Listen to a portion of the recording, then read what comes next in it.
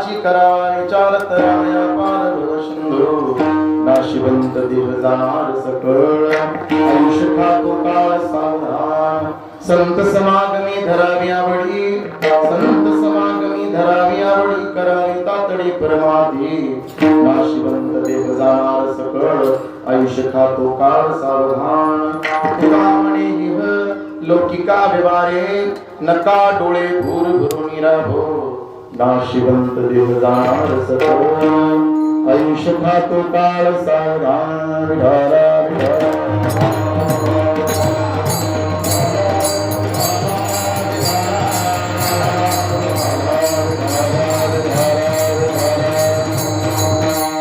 समचरण सरोजं सांद्रनीलांबदाभं जगनयेत पाणिमण्डल मण्डनां तरुण तुलसीमाला कंदरं कन्यनेत्रं सदयदबलहासं विठ्ठलं चिन्तयामि पाण्डुरङ्गा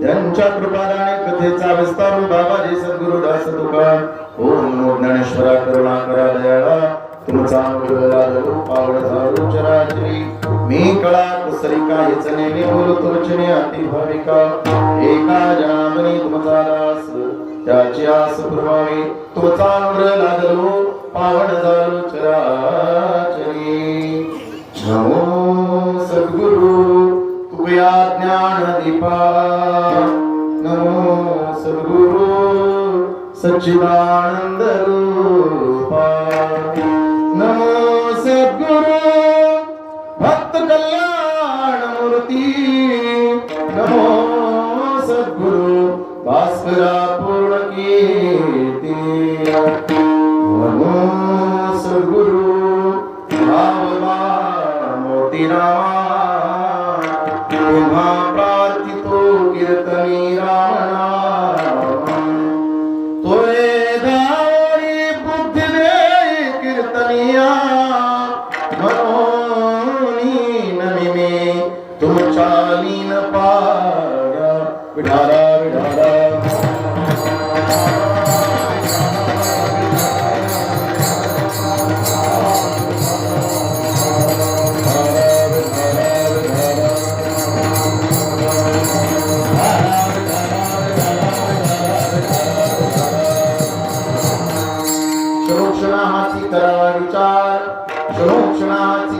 विचार तरावया पार सिंधू नासिवंत देव जाणार सकळ आयुष्य खातो काळ सावधान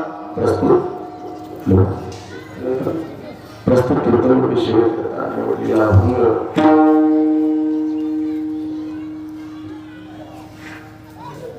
जगद्गुरु जगमान्य श्रीमंत श्री तुकोबराय यांचा 4 चरणाचा अभंग असून जगद्गुरु तुकोबरायाच्या अभंगाच्या माध्यमातून उपदेश करतात.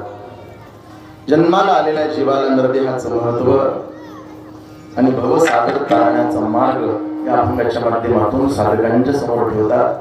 पण अभंगावर बोलण्याच्या अगोदर थोडासा परिहार देणं वक्त्याचं आद्य कर्तव्य असतं. या न्यायाने आज जो कार्यक्रम आयोजित केलेला आहे कैलासवासी भाऊ रामा राठोड यांच्या गोड जीवनाच्या निमित्ताने त्यांचे दोन्ही सुपुत्र श्री बाळासाहेब भाऊ राठोड आणि राजूभाऊ भाऊ राठोड या दोन्ही सुपुत्रांनी आपल्या बाबांच्या ऋणातून मुक्त होण्यासाठी पितृ ऋणातून मुक्त होण्यासाठी या कार्यक्रमाचं आयोजन केलेलं आहे.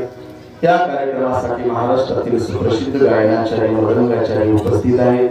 त्यामध्ये ज्यांनी आताच चाल गायली हरिभक्त पारायण बाळासाहेब महाराज देवकरेकर उपस्थित आहेत, त्यांना सुद्धा धन्यवाद. ज्यांनी आपल्या आवाजाच्या माध्यमातून सर्व परिसराला आपली ओळख करून दिली असे हरिभक्त परायण माधव महाराज तांदुळवाडीकर यांना सुद्धा खूप धन्यवाद. तसेच बाल मृदंगाचार्य, आताच तुम्ही ज्यांचा मृदंग प्रवास ऐकला, अत्यंत गोड आणि उत्कृष्ट, एकदम अल्प वयामध्ये, कमी वयामध्ये सुंदर मृदंग वाजवणारे मृदंगाचार्य चैतन्य महाराज यांना सुद्धा कोटी कोटी धन्यवाद. आपल्या प्रत्येक कार्यक्रमाला आवाज दिल्याबरोबर कुठल्याही टाइमला सांगा, रात्री सांगा, पहाटे सांगा, दुपारी सांगा, आवर्जून आपल्या मदतीला धावून येणारे भजनी मंडळ म्हणजे सर्व चिलगर वाडीकर भजनी मंडळ, त्यांना सुद्धा कोटी कोटी धन्यवाद. कारण आपल्याला वालीच ते भजनी मंडळ नसली की आम्ही चिलगरवाडीला फोन करत असतो, ते येतात. म्हणून चिलगरवाडीकर भजनी मंडळाला कोटी कोटी धन्यवाद. आपले सर्व गावकरी भजनी मंडळ ते सुद्धा या कार्यक्रमासाठी उपस्थित आहेत. आपल्या सर्व गावकरी भजनी मंडळ, चोपदार, सर्व श्रोते, मायबाप आणि संस्कृती करणे लाखा बंजारा टीम युट्यूब चॅनल या ठिकाणी आज कीर्तनासाठी आवर्जून उपस्थित आहेत, त्यांना सुद्धा धन्यवाद. थोडा उशीर झाला, चालू होईल असं काय अजून म्हणावं शेवटी बस. म्हणून सर्वांना धन्यवाद. सर्वांच्या परम उपस्थितीमध्ये हा कार्यक्रम आपल्याला बघून त्याच्या चरणी समर्पित करायचा आहे. कारण गोड जेवण, तेरवी, अजून गंगा पूजन हे कार्यक्रम जीवनात फक्त एकदा असतात. ते मला पुन्हा पुन्हा करावं काय, हे एकदाच कार्यक्रम असतो. आणि हा कार्यक्रम करण्याचा उद्देश हा असतो, एक तर जो मृतात्मा आहे त्यांना सद्गती आणि त्यांच्या प्रित्यर्थ ज्यांनी अन्नदान केलं, ज्ञानदानाची जोड लावली, या त्यांच्या परिवाराला त्यांचा कृपा आशीर्वाद प्राप्त व्हावा आणि त्यांच्या पाठीशी कुठला दोष राहू नये असा उद्देश असतो. म्हणून अत्यंत सोपा सर्वांच्या परिचयाचा, कानपाठच नाही तर मुखपाठ असलेला अभंग आहे. लहान लेकराला सुद्धा विचारा अभंग क्षणोक्षणाचे ते सुद्धा अभंग सांगू शकतात. कारण जन्म आणि मृत्यू हे दोन असं रहस्य आहे. जन्मालाही यावंच लागतं आणि जो माणूस जन्माला आला त्याला मरावंच लागतं. बाकी प्रारब्धाप्रमाणे असतं, सुकाळ दुष्काळ प्रारब्धाप्रमाणे असतो. आपल्या जीवनात सुख दुःख वैभव सगळं काही प्रारब्धाप्रमाणे आहे. पण दोन गोष्टी मात्र प्राप्त होतातच आणि त्या आपल्याला स्वीकाराव्याच लागतात. जन्म माणसाला मिळतच असतो.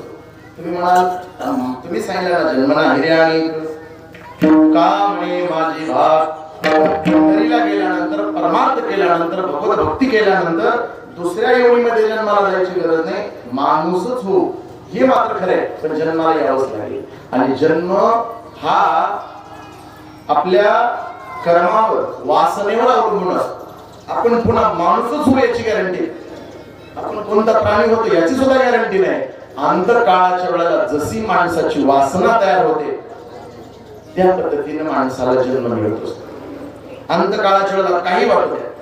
एका माणसानं अंतकाळाच्या वेळेला माळ काढून टाकली, 2 दिवसात मरणार होतं. पोरांनो कसं माहिती की जरा दात सळसळ करायला गेले. 60 वर्षापासून 85 वर्षापर्यंत माळ ठेवली आणि मरताना माळ काढून म्हातारा मेलं. आता मेल्यानंतर मला सांगा बरं, पुन्हा कुठल्या जन्माला जाणार आहे? कुत्रा चालू जात. म्हणून अंतकाळाच्या वेळेला जशी वासना तयार होईल त्या पद्धतीने माणसाला जन्म मिळत असतो. वासनेचा संग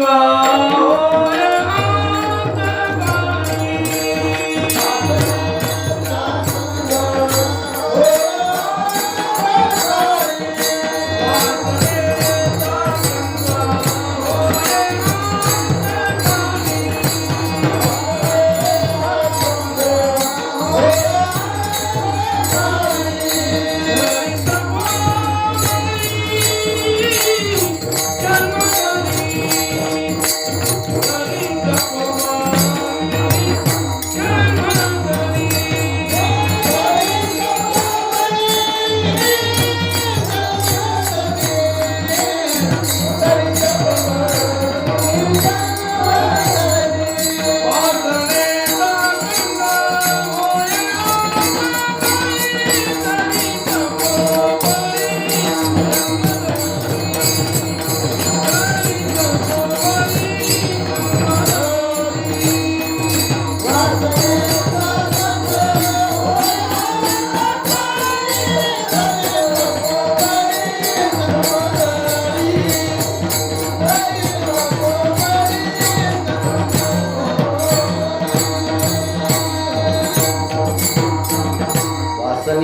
संग होयांत काळी तरी तपोबळी जन्म धरे. जन्माला यावं लागतं. मोठ्या मोठ्या महापुरुषाला वाचनेला सोडलं आहे. कितीतरी मोठी यादी सांगितली. जे माणसं अंतकाळाच्या वेळेला चुकले ना, चुकल यावरनं अहो काही काही माणसाची सुरुवात वाईट आहे पण शेवट खूप गोड झाला. काही काही माणसाची सुरुवात चांगली झाली पण शेवट विचित्र झाला पाहिजे. त्यामध्ये बघा आजच्या वेळेची सुरुवात वाईट होती पण शेवट एवढा गोड झाला. पुत्राची मिशे वदे नारायण तयासाठी विमान पाठविले.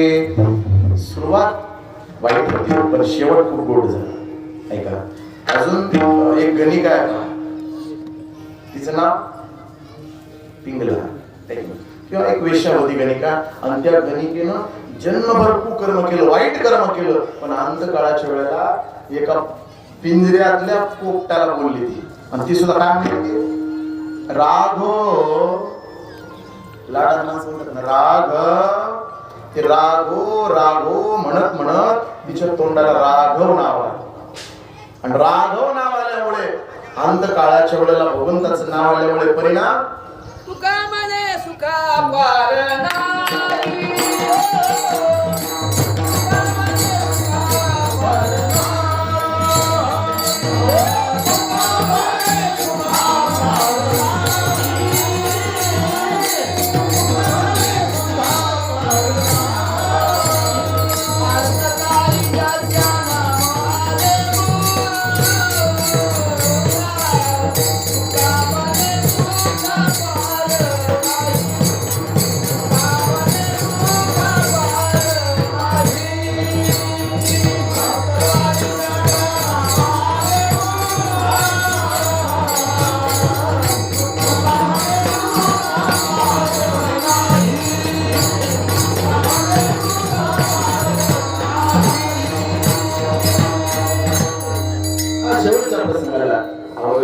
विमान यायला म्हणून तर जनाबाईने देवाला शिवायले. जन्मभर जिने सेवा केली तिला बिना कामाचं कर पतीची सेवा कर देवाची सेवा कर तुळशीला पाणी एवढं तिला परेशान केलं आणि जिने फक्त अंतकाळाच्या वेळेला लागलं म्हटलं तिला विमान आलं.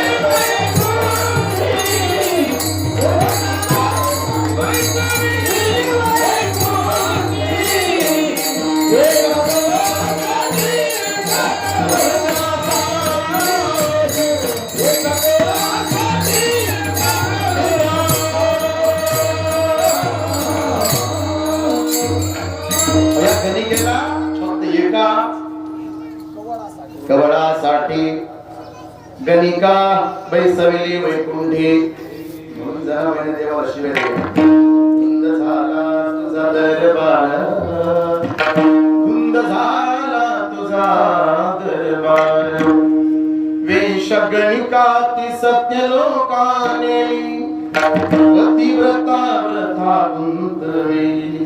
जनाबाई म्हणून काहीची सुरुवात चांगली आहे पण शेवट वाईट आहे, आणि काहीची सुरुवात वाईट आहे पण शेवट खूप चांगला झाला. एक राजा ज्याचं नाव आहे भरत. राजाने जन्मावर परमार्थ केला पण अंतकाळाच्या वेळेला लक्ष कुठे गेलं? हरणाच्या पाडसात. आणि म्हणून हरण व्हावं लागलं. एक नाही 3 जन्मभर गेले शेवट. म्हणून याचा विचार करावा लागतो. माणसाला जन्म वासनेमुळे मिळतच असतो, कोणी असो. तरी तपोबळी जन्म जरी पहिला भूमीला. रविदास महाराजांसारखे महात्मे पहिले वेदांती ब्राह्मण, पण ते पण आपण झाले, चपलात लक्ष गेलं. म्हणून वासना ही माणसाला जन्माला आणीतच असते. म्हणून जन्मभर भगवान परमात्माचं नाम संकीर्तन केलं. अंतकाळाच्या वेळेला जर भगवंताची आठवण आली तर असं सांगितलं की त्या माणसाला अधोगतीला जायची गरज पडत नाही. आणि म्हणून याच्यासाठी चांगला विचार करण्याची गरज आहे. आता एका ज्यांचा कार्यक्रम आहे ठाऊरमध्ये सगळ्या गावाचे लडके आणि सगळ्या गावाला कसं असतं, प्रारब्धाप्रमाणे संचिता भोगतो न घडे संचिता वाचोनी करावे ते मनी समाधान. भोग हा संचिताच्या शिवाय नसतो. भोग आला पण जोपर्यंत त्यांचे हातपाय चालत होते आपल्या सगळ्याला माहिती आहे. त्या लहानपणी कोणी आवाज दिला, कोणाची लाईट दुरुस्त करायचं काम त्यांच्याकडेच होतं, कुणाच्या नळाला पाणी नाही आले की दुरुस्ती करायचं काम त्यांच्याकडे होतं.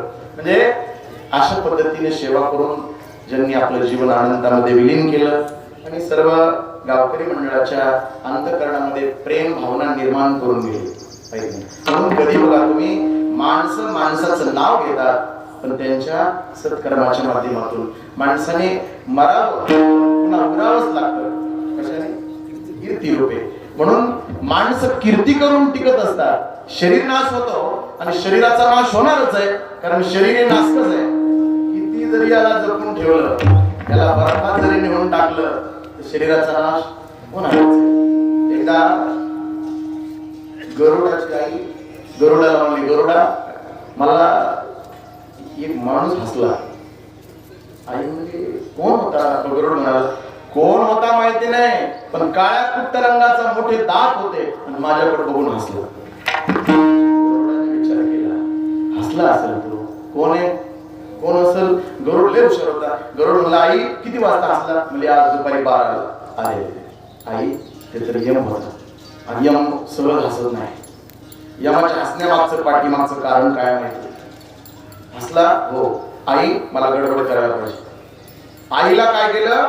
गरुडानं पाठीवर घेतलं आणि पाठीवर घेतल्यानंतर हिमालयाकडे घेऊन गेला गरुड. आणि हिमालयाकडे घेऊन गेल्यानंतर एका गुहेत नेऊन ठेवलं. गुहेत ठेवलं, मोठा दगड लावून बसला गरुड. दुसऱ्या दिवशी 12-1चा टाइम निघून गेला की लगेच काळ आणि आल्याबरोबर गरुडानं बघितलं, वा आज पण तुम्ही आला, काल माझ्या आईला हसला होता ना? हो. का हसला होता? त्याने विचार केला, त्याचं कारण सांगतो पण अगोदर विवराचं दगड बाजूला काढ आणि मध्ये जाऊन बघ. गरुडानं काय केलं, त्या गुहेचं जे द्वार होतं ना, जे दगड होता तो बाजूला काढला आणि आज जाऊन बघितलं आई मरून पडली. आणि मग काळ 2 वेळेस हसला. आणि मग गरुडाने विचारलं, मी मागे कालही बघितलं माझ्या आईला हसला आणि आज मेल्यावर सुद्धा हसला, त्याचं कारण काय? त्यावेळेला गरुडाने सांगितलं, मला प्रश्न पडला होता, मी तिच्याकडे बघून का हसलो की उद्या 12 वाजता या माऊलीचं मरण तर तिकडे हिमालयाच्या गुहेत आहे, पण आता ही बाई तिच्या कोण तिकडे नेईल, कळत का काय मरण, म्हणून हसलो. पण आता डबल का हसला आहे का? मला आता प्रश्न पडला होता तो मिटला, कारण त्या जागेवरून या गुहेत आणायचं काम तिच्याच मुलाने केलं आणि माझ्या दाढेत आणून दिलं. म्हणून आहे का, आयुष्य संपल्यानंतर काही करा, किती प्रयत्न करा, आयुष्य वाढत नाही. अहो, गरुडाची आई, गरुड म्हणजे भगवान श्री हरीचं वाहन आहे, त्या गरुडाच्या आईला मरावं लागलं आपल्यासारख्या सामान्याची गोष्ट सोडा. एकदा का आयुष्याचा दोरा तुटला, तुटला आयुष्याचा दोरा, तुटला आयुष्याचा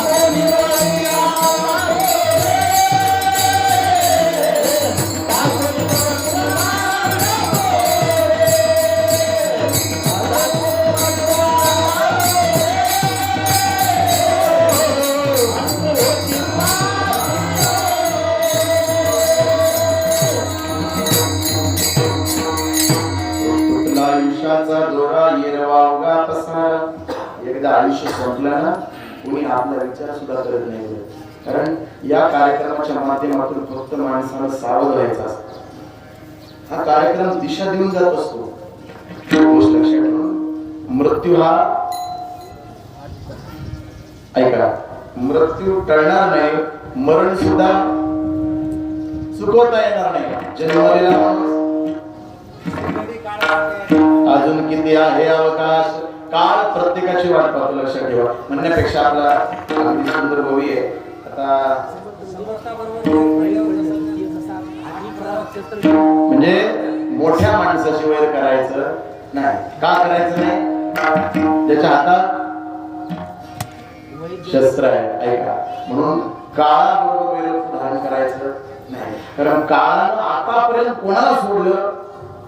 काळाचा कधी विचार करा. काळाने भल्या भल्या माणसाला सुद्धा आपलं गुलाम बनवलंय. फक्त साधू संतांनी मात्र काळाला गुलाम बनवलं.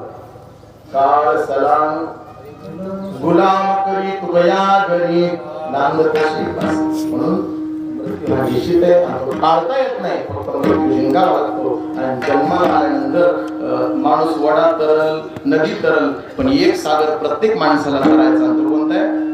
भवसागर. भवसागर म्हणजे संसार. आतापर्यंत संसार तरण्यासाठी बऱ्याच जणांनी पराकष्ट केली, पण संसार काही तरले नाही. आणि संसार ज्यांनी तरला त्यांनी संसाराचा विचार केला नाही. ऐका, म्हणून संसार सोडावा असं कोणी म्हटलं नाही. कुठल्या साधून सांगितलं नाही संसार सुखे करावा, संसार सुखानं संसार करावा म्हणून सांगितलं. पण एक गोष्ट मात्र लक्षात ठेवा, संसारात राहत असताना संसार कोणाला कळत नाही. संसार कसा करावा पक्षाला विचारावा. संसार कसा करावा जनावराला विचारावं, ती सांगते. एक तुम्हाला सुगरण माहिती, सुगरण असं घर तयार करते की त्या सुगरणीच्या घरात पाण्याचा थेंब जात नाही. आणि अजून एक बघा, ते घर करत असताना विहिरीत करते आणि ती सुद्धा एकदम अशा लोणच्या झाडाच्या पारंबीला. एवढा मोठा इंजिनियर कोण आहे? आणि ती सुद्धा घर असं बनवते की 6 महिने त्या घराला काय नाही झालं पाहिजे. काड्या वाळलेल्या नाही बघा तुम्ही. म्हणून जे चिमण्याचे सुगरणीचे खोपे असतात ना, ते खोपे हिरव्या कलरचे असतात. ती हिरव्या कलरचे असल्यामुळे काय करतात माहितीये की त्या हिरवच गवत आणतात आणि मग एवढं सुंदर गवत आणतात की त्याच्यात सापाला येता येत नाही, ते खाली पडत नाही. आणि 6 महिने पिलाचं अगदी व्यवस्थितपणानं रक्षण, पाण्याचा थेंब मध्ये येत नाही, ऊन येत नाही आणि खालून हवा आल्याशिवाय राहत नाही. एवढं एअर कंडिशनर घर कोणाला बांधते? असा सुगरणीला. म्हणून तुकोबाराने सांगितलं, तर संसार करायचा असेल तर पक्षाकडे बघून करा. कधी संसारात आपल्याला दुःख होणार नाही. पक्षी अंगणी उतरती ते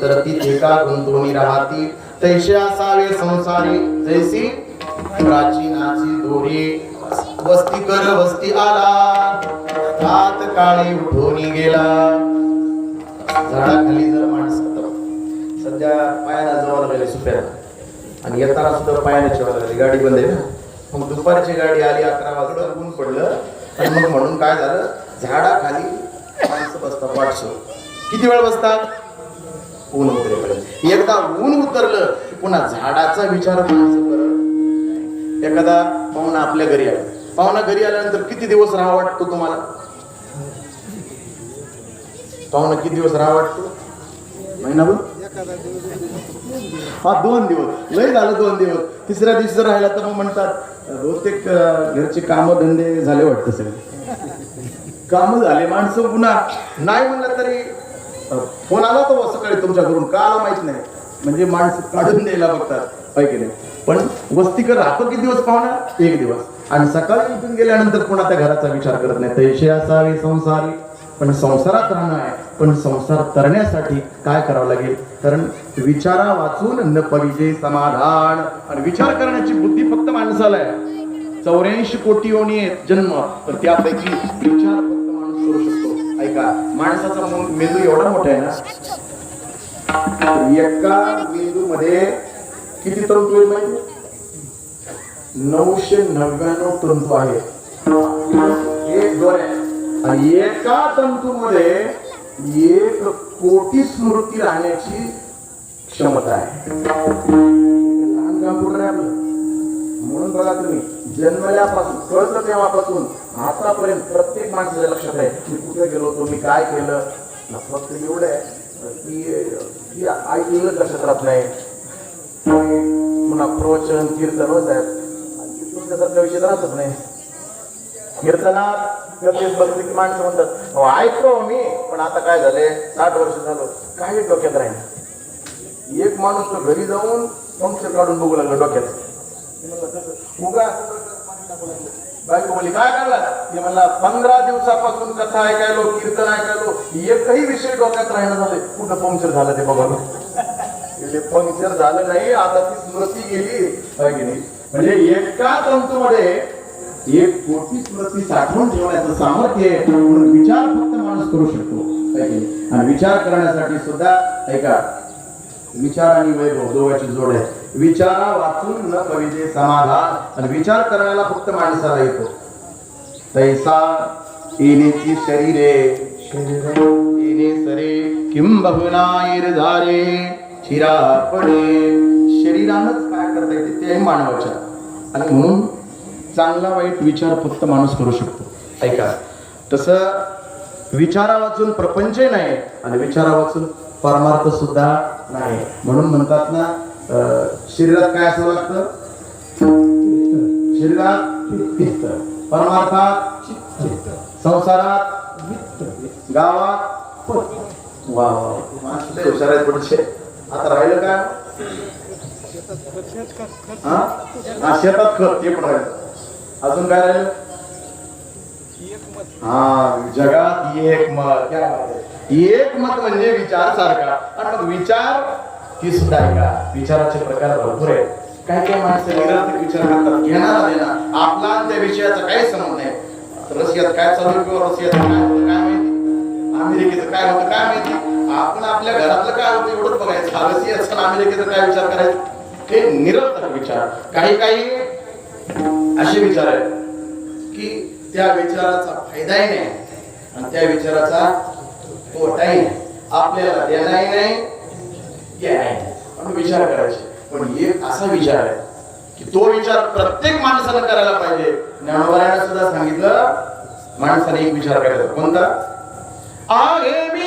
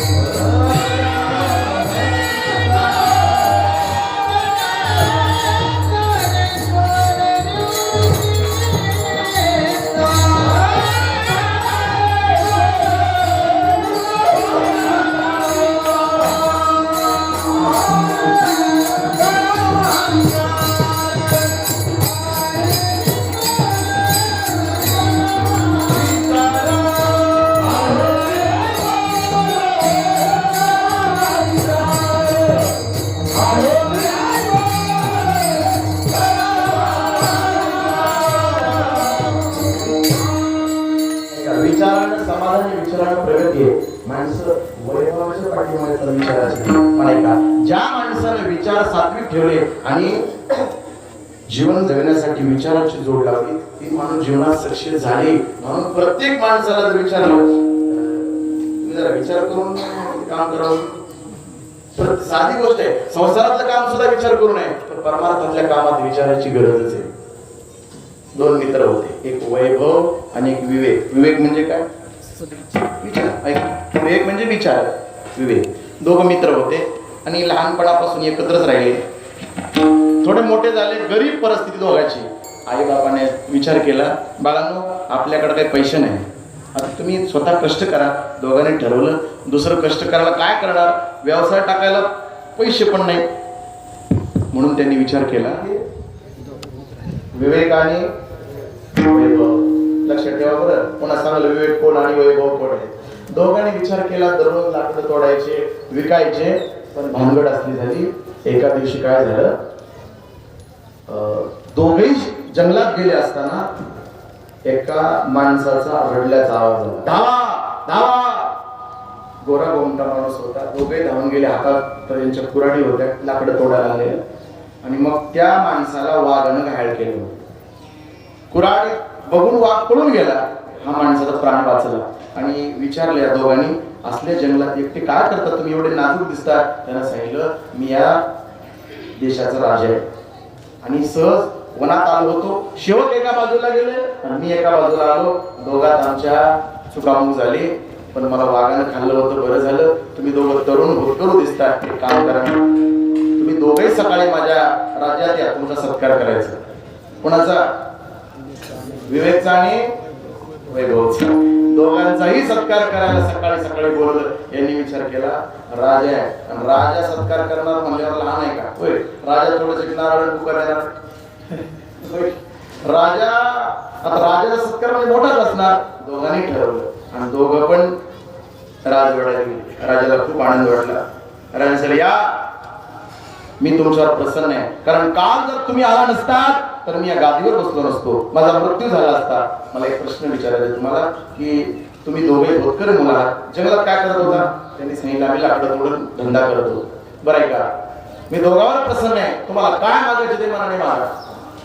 वैभव होता का नाही, तो काय मला माहितीये, मला काही शिक्षण नाही, मी आडाणी अंगठी बहादूर माणूस आहे, आपल्याला काही नोकरी लागणार नाही. एक काम करा, मला फक्त धंदा टाकायला 20,000 मोहरा द्या. राजाचे हरकत नाही, घेऊन जा. त्याने घेतलं मोहरा. विवेकला विचारलं, तुला काय द्यायचं? त्यानं सांगितलं, मला 1 सुद्धा रुपया नका, एक मोहराही नका, फक्त मला काय करा, मला खूप शिक्षणाची आवड आहे, मला ज्ञानाची खूप आवड आहे, मला कुठल्या तरी चांगल्या गुरुकडे शिकायला ठेवा. का? कारण मला हे पैसे नको आहे. अरे राजा म्हणतो, मूर्ख आहेस का? 20,000 मोहरा मागितल्या आणि मागून मागून काय विवेक, चांगले विचार द्या, ज्ञान द्या. अरे फुकट मिळतं. त्याला सांगितलं, फुकट नाही मिळत, त्याची किंमत तुम्हाला नाही कळणार. कुणाही चांगल्या गुरुकडे मला शिकायला ठेवा. मग त्यांनी काय केलं, आपले जे राजगुरू होते ना त्यांच्याकडे शिकायला ठेवलं वैभवला. आता ऐका, त्या विवेकला इकडे जो वैभव आहे, 20,000 जर मोहरा जवळ आले तर जागेवर थांबवले. मग काय, लगेच मित्र कंपनी जमवली, आपल्याला काहीच कमी नाही. आता धंदा टाकू आणि असं मोठं व्हायचंय की राजाकडे 4 व्हीलर गाडीने जाऊ. कोण म्हणला? आणि मग एवढं संपत्ती आल्यावर बस 10-15 मित्र जमवले, ड्रिंक मास्टर, आणि दररोज पार्टी करायची, खाना पिना, पैसे खतम करून 20,000 मोहराला बोकात लावून. कोणी? हॅलो, जागी सगळ्या मोहरा संपून टाकल्या. आणि मग झोपडी करून पहिले तरी लाकड विकायला ताकद होती, आता तर पिऊन ताकद गेली. आता तर नुसतं जागेवर बसून राहायचा आणि मग भीक मागून दारात देवाच्या बसायचा, भीक मागायचा. आता हे विवेक आहे का, ज्याला फक्त चांगले विचार मागून घेतले, तो त्या राजगुरूकडे शिकायला गेला. एवढा मोठा ज्ञानी बनला की गुरु काय झाले, पुन्हा हळूहळू थकले. आणि गुरु थकल्यानंतर गुरु गेले. पण गुरु जात असताना गुरुने सांगितलं राजाला, राजा एवढा ज्ञानी आहे हा विवेक, तू याला राजगुरू बनव आणि त्याच्या आज्ञेनं तुला चालावं लागेल. तो सात्विक विचारानं राजगुरू झाला. आणि राजगुरू झाल्यामुळं आता राजाचा गुरु म्हणलं त्याला काय करेल बस. आणि मग एक दिवस राजगुरू आणि राजा जात होते तर हा वैभव आणि ते म्हणते मालक 5 रुपये द्या मालक. तेव्हा विवेकनं सांगितलं 20,000 दिले होते कुठे गेले.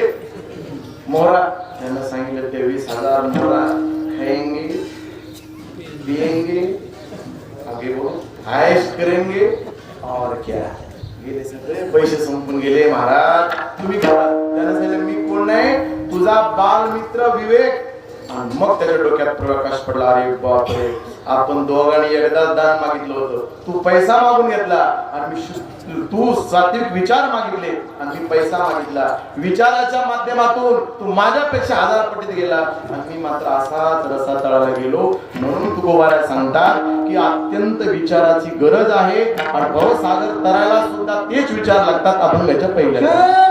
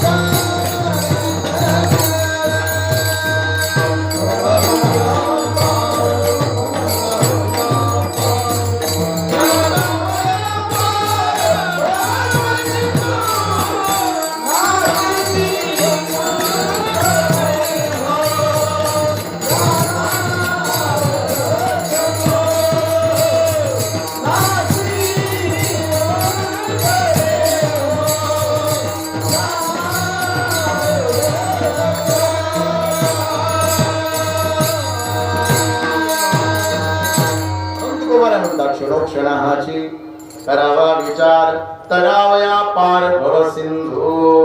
विचारांची जीवन जगायला खूप गरज लागते. आणि एक सांगतो तुम्हाला विचार भेटतात कुठं. विचार भेटतात संतांकडे. याचा अर्थ आहे विचार ज्यांच्याकडे आहेत त्यांच्याकडेच भेटतात. मग आहेत कोणाकडे ज्ञानोबराचं प्रमाण चंद्र तेथे चंद्रिका शंभू तिथे अंबिका संत तिथे विवेका हसने. जिथे चंद्र आहे तिथे चांद्र आहे. शंभू आहे तिथे अंबिका आहे. जिथे संत आहे तिथे विचार आहे. नाही का आज आपल्याला संत भेटले नाही आणि भेटणार नाही कारण संत भेटणे एवढं सोपं नाही. संतांच्या प्राप्तीसाठी हजारो जन्म घ्यावे लागतात. देव भेटेल पण संत भेटत नाही. देव भेटेल म्हणतात तुकोबाराचं प्रमाण आहे. तपे व्रतदाने गोविंद पै भेटे परी साधून भेटे भाग्यवती. माय बाप बांधू भगिनी मिळे दोन्ही परी साधूची मिळणी भाग्यवीना. साधू भेटत नाही पण आपल्याकडे साधू संत आहे. कुठे माहिती ज्ञानोबराची ज्ञानेश्वरी कोण आहे. ज्ञानोबा आहे. एकनाथ महाराजांची एकनाथी भागवत नाथ बाबा आहे. जगद्गुरु तुकोबाराची गाथा तुकोबा आहे. ज्ञानोबराची गाथा ज्ञानोबा आहे. हे संत आहेत ना आणि ते विचार त्याच्यातच आहे. ज्ञानोबराने सांगितलं की ज्ञानेश्वरी म्हणजे विचाराचं भांडार आहे. विचाराचं भांडार आहे ज्ञानेश्वरी. मग असे विचार ग्रंथाच्या माध्यमातून प्राप्त होतात आणि जीवन जगत असताना ग्रंथाची परमार्थाची जोड आणि आवड असणं अत्यंत महत्वाचे आहे. विचारा वाचून प्रपंच नाही, विचार वाचून परमार्थ नाही. म्हणून जर विचार बिघडला तर उच्चार बिघडतो आणि उच्चार बिघडला तर आचार बिघडतो. त्याच्यासाठी एकदम मोठ्याने श्रेष्ठ उदाहरण आहे, जे ऐकल्यानंतर डोक्यात प्रकाश पडेल. आपल्या मोठ्या माणसाची अवस्था आहे, आपल्यासारख्या झाडाच्या पानाची काय कथा आहे. पहिला उच्चार बिघडला, विचार बिघडला, स्वतःच्या डोक्यातला विचार बिघडला की उच्चार बिघडतो, आणि उच्चार बिघडला की 100% आचार बिघडलाच म्हणून समजा, आणि आचार बिघडला की पदरात दुःख आलंच म्हणून समजा. एवढा विचार महत्वाचा आहे.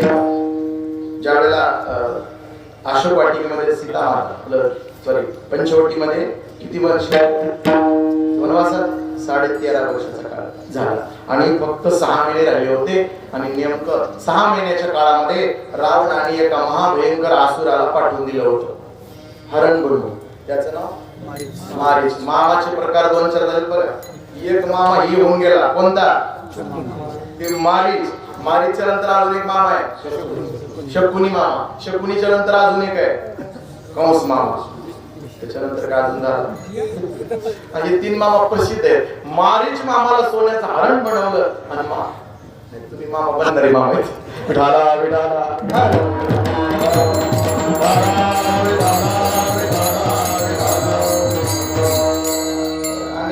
मी एक मामा होत नाही का? सगळ्या नेहमी चांगले मामा आहेत, त्या मामाच्या यादीत नाही तुम्ही. म्हणून मारीच मामाला पाठवून दिलं, आणि मारीच मामानं सोन्याच्या हरणात रूप धारण केलं, आणि हरण सीता मातेच्या पुढे जातो. ऐका, याला खूप मोठी कारण आहे बरं. सीता मातेचं हरण झालं नाही, तुळशी रामायणात वर्णन आहे.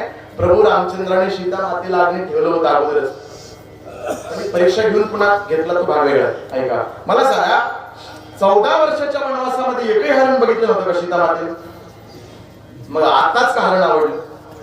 सीता माता म्हणतात, प्रभू सोनेरी हरण दिसते, कसली साडी घालू द्या, मॅचिंग होते, चोळी करतात, आणि म्हणून ते हरण मला पाहिजे. आणि प्रभू रामचंद्र हरणाच्या पाठीमागे लागले. हरणाला दूर नेलं, आणि दूर नेल्यानंतर प्रभूनं बाण मारला. बाण मारल्यावर कळालं की आपला मृत्यू जवळ आहे, तर त्यानं कपट केलं. रामा, लक्ष्मणा धाव, लक्ष्मणा धाव, 2 शब्द बोलले. शब्द गेले सीता मातेच्या कानावर, पण सीतेच्या कानावर जाण्याच्या अगोदर लक्ष्मणाच्या कानावर गेलेच होते. लक्ष्मणाला माहित होतं कपट आहे, आपण ऐकायचं नाही. पण सीता मातेला म्हणली, भाऊजी माझे स्वामी संकटात आहेत, लवकर जा. भाभी, जगाचं संकट हरण करणारा कधीच संकटात पडणार नाही, लक्षात ठेवा. तयाच्या चिंतने निरसेन संकट, तराल दुर्घट भवसिंधू.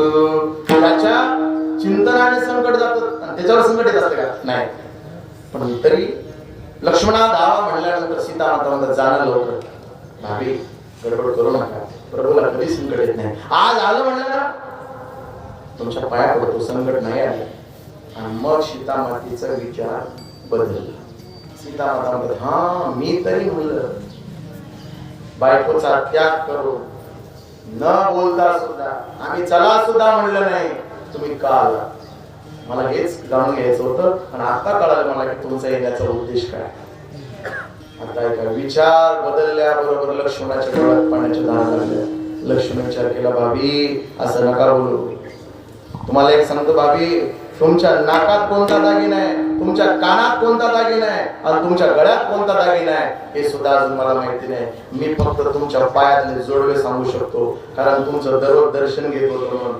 14 वर्षाच्या काळामध्ये एकदाही तुमचा चेहरा बघितला नाही, पण आज तुम्ही एवढा मोठा वाईट विचार केला माझ्याबद्दल. बस याच्यापेक्षा भाभी मला माहिती आहे, आता मी काही थांबू शकत नाही, पण इतका मोठा आळ तुम्ही घ्यायला नको होता. ऐका, पण एक सांगतो तुम्हाला, मी जाईल, मला माहिती आहे माझ्या प्रभूला काहीच होणार नाही, पण तुम्ही तुमचं रक्षण करा. एक रेषा ओढली, आणि रेषा ओलांडून सांगितलं, याच्या पुढे तुम्ही येऊ नका. पण पुढे सर्वांना कथाभाग माहिती आहे. लक्ष्मण आणि प्रभू रामचंद्राने मारीचला मारलं. इकडे रावण अतिथीचं रूप धारण करून आला, सीता मातेला आवाज दिला, भिक्षा वाढमाई. आधी भिक्षा वाढायला, पण पुढे अग्नीची ज्वाला दिसली. मी पुढे येऊ शकत नाही का?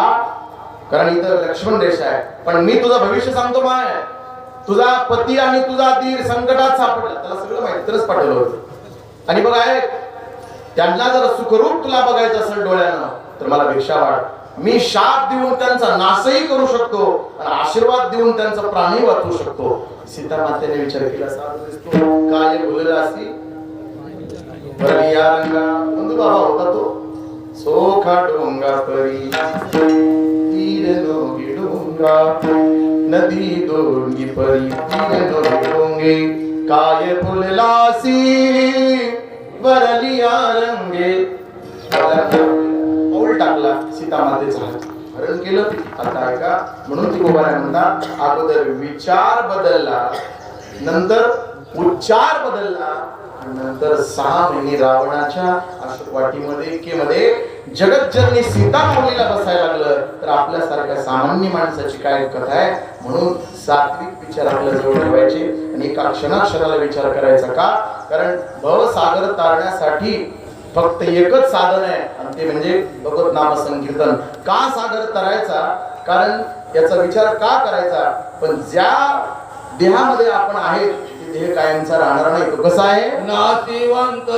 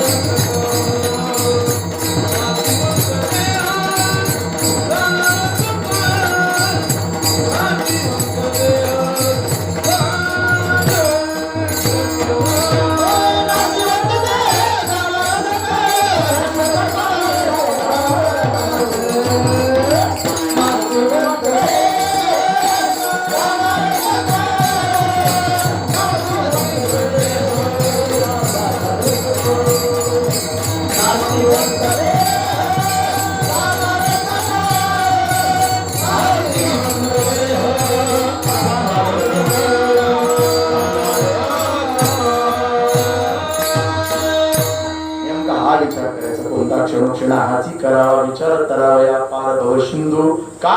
नासिवंत देह जाणार सकळ आयुष्य खातो काळ सावधान. नाही का? माणसाने अशा सात्विक विचार जगायचे आणि वरचीवर काळ खूप बिकट यायला लागला. माणसाचं जीवन ना काचेच्या भांड्यापेक्षा विचित्र झालं. खरं सांगतो तुम्हाला, आपण आता इथं आहेत एवढं सत्य आहे. आपल्या डोक्यावर काळ आला असं समजून जीवन जगायचं. साध्या गोष्टीसाठी द्वेष, मत्सर, तिरस्कार, भांडण अजिबात करायचं नाही. का? कारण या मृत्यू लोकातून प्रत्येक माणूस आपली यात्रा संपून जाणार आहे. ऐका, मृत्यू आपल्याकडे येत नाही तर आपण मृत्यूकडे निघालो. आपण पुढे चाललोय. एक दिवस मृत्यू आपल्याला गाठणार. घडी घडी काळ वाट याची पागे अजून किती आहे अवकाश.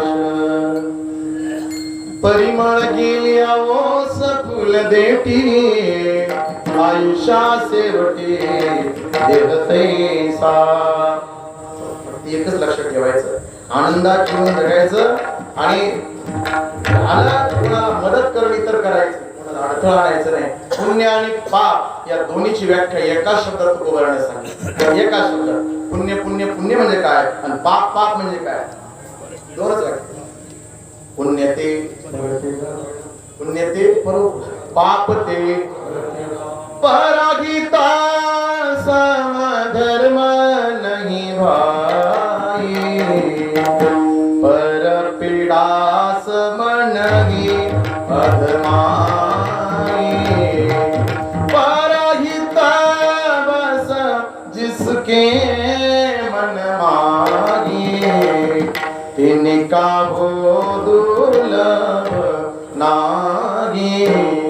राम सिया राम जय जय राम, राम सिया राम जय जय राम,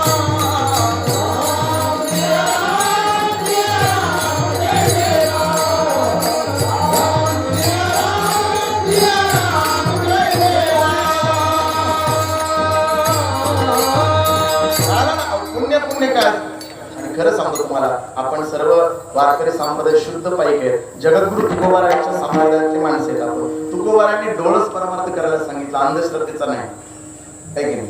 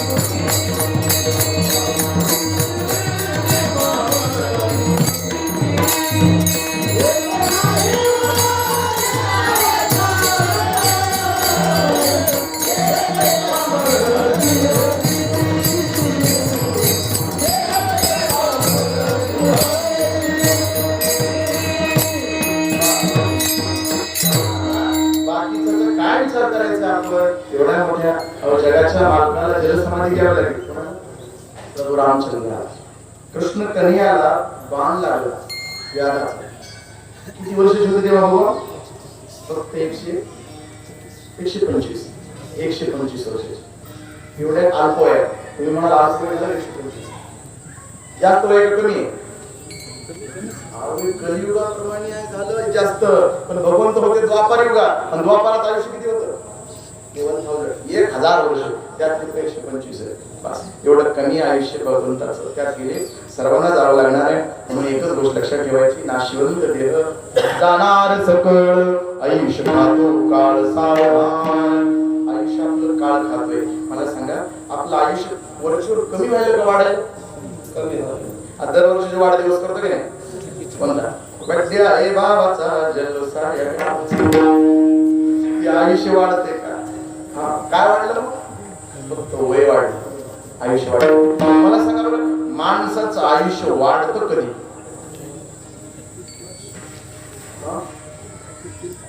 आयुष्य वाढतं का साहेब? आयुष्य वाढतं का? हा, उन्हे हो.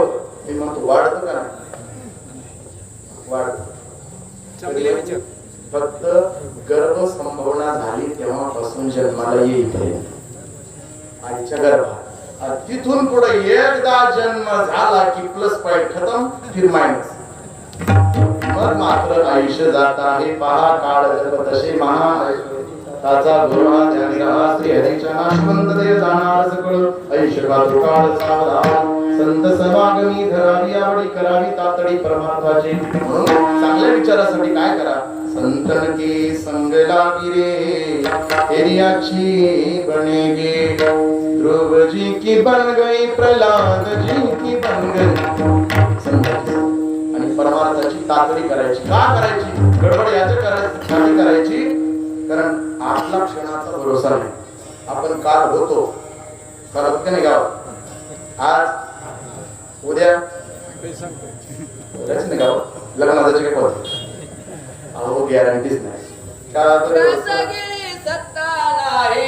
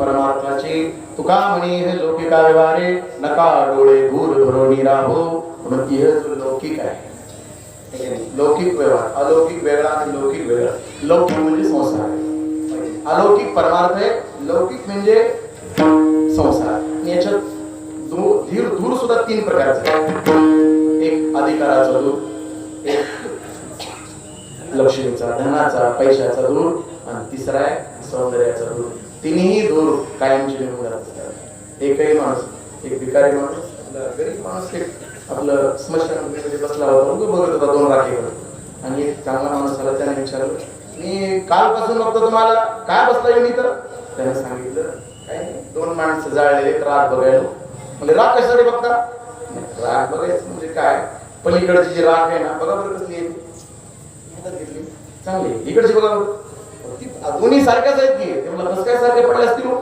कोण साधू कस काय सारख्या तुम्हाला साधे कस काय सारखे म्हणजे जाळल्यावर काय होणार आहे पण तुम्हाला प्रश्न का पडला त्याने सांगितलं पलीकडची जी राख आहे ना मस्त काजू बदाम वगैरे खाऊन एशिरूम मध्ये बसलेल्या माणसाची कधी मंदिरात आले नव्हते जे कधी परमार्थ नाही कथा नाही कीर्तन नाही आराधना नाही काय नाही आणि दुसरी जी आहे ना दररोज मंदिराच्या पायरीला भीक मागून खात होते बघितलं दोन्हीच्या राखेत काही फरक आहे काय फरक पडत तुका म्हणे लौकिका व्यवहारे नका डोळे दूर रोनी राहो हा दूर आपल्या डोळ्यात धरण्याचे कारण नाही का कारण प्रत्येकालाच इथे गर्व आहे मी आहे तर सर्व आहे सुविचार आठवला एक सुविचार अरे कोणा वाचून कोणाचं अडत नाही हे जरी असलं तरी सर्वांबरोबर प्रेमानं राहणं हा मानवाचा धर्म आहे त्यांची सेवा करायची आणि त्यांच्या पुण्यातून उतराई व्हायचं झालेली सेवा भगवान परमात्माच्या चरणाला समर्पित मला पण कथेला जायचे सर्वांना गडबड आहे अगदी आता 2 मिनिटात सगळी सेवा समाप्त होईल ज्ञानेश्वर माऊली ज्ञानराज माऊली तुकाराम ज्ञानेश्वर माऊली ज्ञानराज माऊली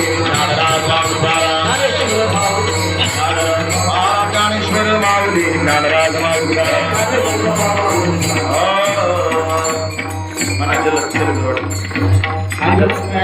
श्रीराम महाराज चिरवाडीकर त्यांना 7 कठीण हरिभक्त बाबूराव महाराज